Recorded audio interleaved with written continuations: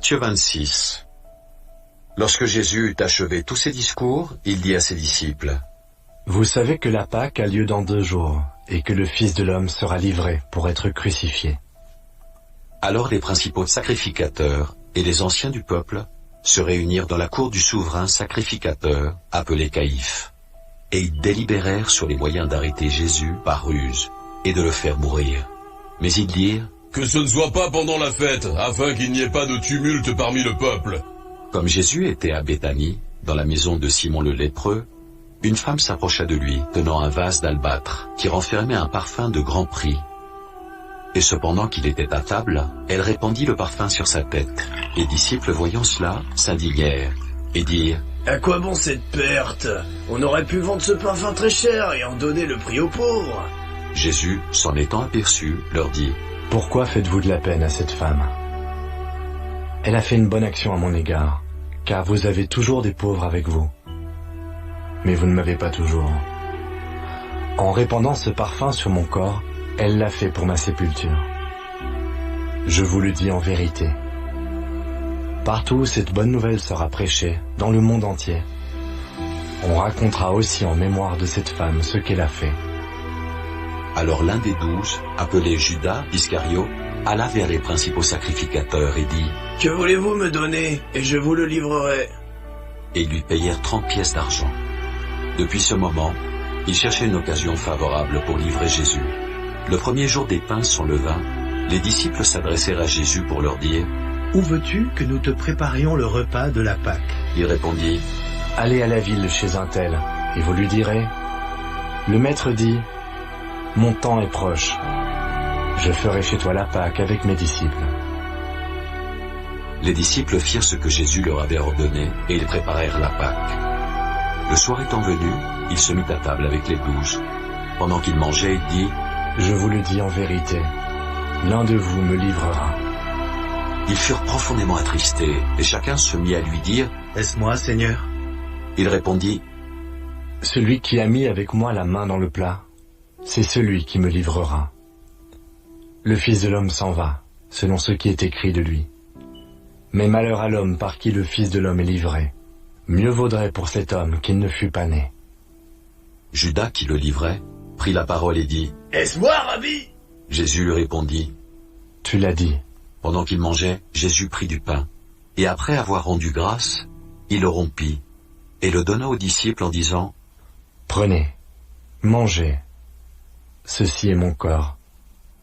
Il prit ensuite une coupe, et après avoir rendu grâce, il la leur donna en disant: Buvez-en tous, car ceci est mon sang, le sang de l'Alliance qui est répandu pour plusieurs, pour la rémission des péchés. Je vous le dis, je ne boirai plus désormais de ce fruit de la vigne, jusqu'au jour où j'en boirai du nouveau, avec vous dans le royaume de mon Père. Après avoir chanté les cantiques, ils se rendirent à la montagne des Oliviers. Alors Jésus leur dit: Je serai pour vous tous cette nuit une occasion de chute, car il est écrit: Je frapperai le berger, et les brebis du troupeau seront dispersées. Mais après que je serai ressuscité, je vous précéderai en Galilée. Pierre, prenant la parole, lui dit: Quand tu serais pour tous une occasion de chute, tu ne le seras jamais pour moi. Jésus lui dit: Je te le dis en vérité, cette nuit même, avant que le coq chante, tu me renieras 3 fois. Pierre lui répondit: Quand il me faudrait mourir avec toi, je ne te renierai pas. Et tous les disciples dirent la même chose. Là-dessus, Jésus alla avec eux dans un lieu appelé Gethsémane, et il dit aux disciples: Asseyez-vous ici, pendant que je m'éloignerai pour prier. Il prit avec lui Pierre et les 2 fils de Zébédée, et il commença à éprouver de la tristesse et des angoisses.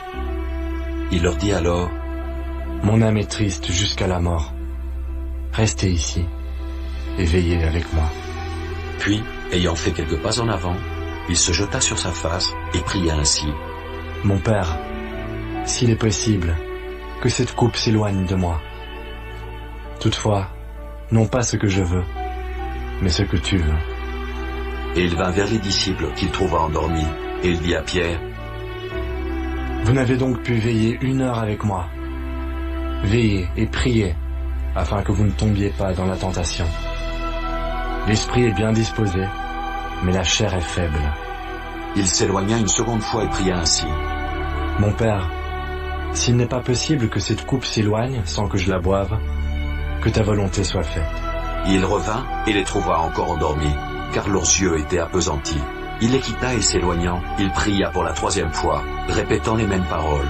Puis, il alla vers ses disciples et leur dit : « Vous dormez maintenant, et vous vous reposez. Voici, l'heure est proche, et le Fils de l'homme est livré aux mains des pécheurs. Levez-vous, allons. Voici, celui qui me livre s'approche. » Comme il parlait encore, voici Judas, l'un des 12, arriva, et avec lui une foule nombreuse, armée d'épées et de bâtons, envoyée par les principaux sacrificateurs et par les anciens du peuple. Celui qui le livrait leur avait donné ce signe. « Celui que je baiserai, c'est lui. Saisissez-le. » Aussitôt, s'approchant de Jésus, il dit : « Salut, Rabbi !» Et il le baisa. Jésus lui dit : « Mon ami, ce que tu es venu faire, fais-le. » Alors ces gens s'avancèrent, mirent la main sur Jésus et le saisirent. Et voici, un de ceux qui étaient avec Jésus étendit la main et tira son épée. Il frappa le serviteur du souverain sacrificateur et lui emporta l'oreille. Alors Jésus lui dit : « Remets ton épée à sa place, car tous ceux qui prendront l'épée périront par l'épée. Penses-tu que je ne puisse pas invoquer mon Père, qui me donnerait à l'instant plus de 12 légions d'anges ? Comment donc s'accompliraient les Écritures, d'après lesquelles il doit en être ainsi ? » En ce moment, Jésus dit à la foule : « Vous êtes venus comme après un brigand, avec des épées et des bâtons, pour vous emparer de moi. J'étais tous les jours assis parmi vous, enseignant dans le temple, et vous ne m'avez pas saisi. Mais tout cela est arrivé, afin que les écrits des prophètes fussent accomplis. » Alors tous les disciples l'abandonnèrent et prirent la fuite. Ceux qui avaient saisi Jésus l'emmenèrent chez le souverain sacrificateur Caïphe, où les scribes et les anciens étaient assemblés. Pierre le suivit de loin jusqu'à la cour du souverain sacrificateur, et entra et s'assit avec les serviteurs pour voir comment cela finirait. Les principaux sacrificateurs et tout le Sanhédrin cherchaient quelques faux témoignages contre Jésus, suffisants pour le faire mourir, mais ils n'en trouvèrent point, quoique plusieurs faux témoins se furent présentés. Enfin, il en vint 2 qui dirent : « Celui-ci a dit : je puis détruire le temple de Dieu et le rebâtir en 3 jours. » Et le souverain sacrificateur se leva et lui dit : « Ne réponds-tu rien ? Qu'est-ce que ces hommes déposent contre toi ?» Jésus garda le silence, et le souverain sacrificateur, prenant la parole, lui dit : « Je t'adjure par le Dieu vivant de nous dire si tu es le Christ, le Fils de Dieu. » Jésus lui répondit : « Tu l'as dit. De plus, je vous le déclare.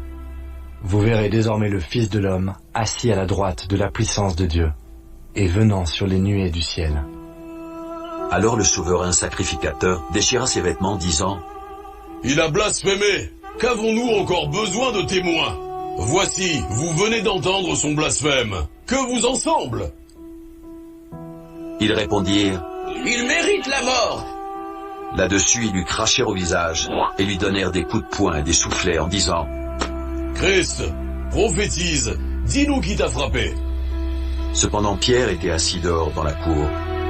Une servante s'approcha de lui et dit : « Toi aussi, tu étais avec Jésus, le Galiléen. » Mais il le nia devant tous, disant : « Je ne sais ce que tu veux dire. » Comme il se dirigeait vers la porte, une autre servante le vit et dit à ceux qui se trouvaient là : « Celui-ci était aussi avec Jésus de Nazareth. » Il le nia de nouveau, avec serment. « Je ne connais pas cet homme. » Peu après, ceux qui étaient là, s'étant approchés, dirent à Pierre : « Certainement tu es aussi de ces gens-là, car ton langage te fait reconnaître. » Alors il se mit à faire des imprécations et à jurer. « Je ne connais pas cet homme. » Aussitôt le coq chanta.